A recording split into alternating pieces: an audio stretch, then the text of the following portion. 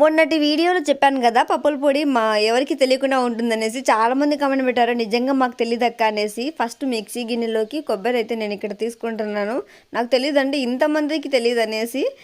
కొబ్బరి తీసుకున్న తర్వాత దాన్ని బాగా తురుముకోవాలి. మామూలుగా అలాగేసి మిక్సీ పోతుంది నిజంగా. ఆ తర్వాత కొద్దిగా ఉప్పు, కొద్దిగా కారం వేసుకోవాలి.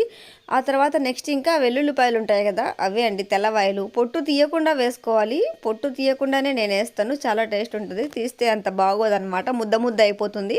పొట్టు తీయకుండా వేస్తే బాగుంటుంది అనమాట, పొడి పొడిగా.